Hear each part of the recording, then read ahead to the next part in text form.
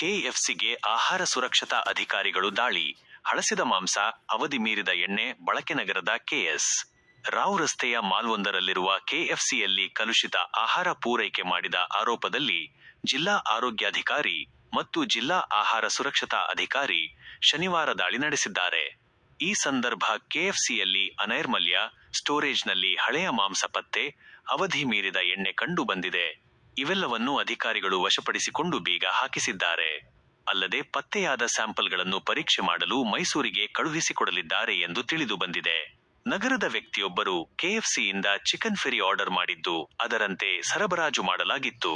ಅದರ ಬಾಕ್ಸ್ ತೆರೆದಾಗ ಮಾಂಸ ಕೆಟ್ಟ ವಾಸನೆ ಬಂದಿತ್ತು.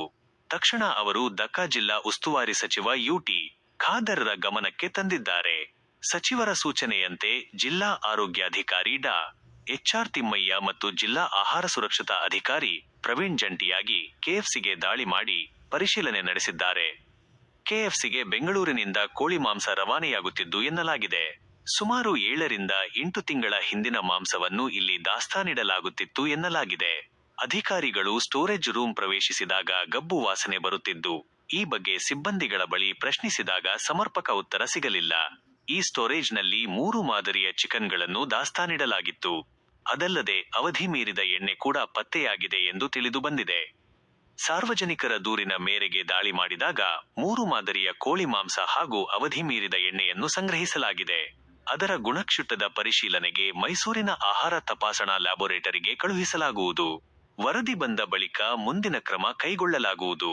ಮೇಲ್ನೋಟಕ್ಕೆ ಕಲುಷಿತ ಆಹಾರ ನೀಡಿರುವುದು ಮತ್ತು ಅನೈರ್ಮಲ್ಯ, ಹಳಸಿದ ಮಾಂಸ, ಅವಧಿ ಮೀರಿದ ಎಣ್ಣೆ ಬಳಕೆ ಮಾಡುತ್ತಿರುವುದು ಕಂಡುಬಂದಿದೆ. ಹಾಗಾಗಿ ಸದ್ಯ ಮಳಿಗೆಯನ್ನು ಬಂದ್ ಮಾಡಲು ಎಲ್ಲಾ ಉತ್ಪನ್ನಗಳನ್ನು ತೆರವು ಮಾಡಿ ಶುಚಿಗೊಳಿಸಲು ಸೂಚಿಸಲಾಗಿದೆ.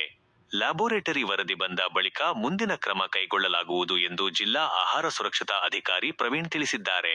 ದೈನಂದಿನ ವಿಡಿಯೋಗಳಿಗಾಗಿ ನಮ್ಮ ನ್ಯೂಸ್ ಕಡಬ ಯೂಟ್ಯೂಬ್ ಚಾನೆಲ್ను ಇಂದೇ ಸಬ್ಸ್ಕ್ರೈಬ್ ಮಾಡಿ.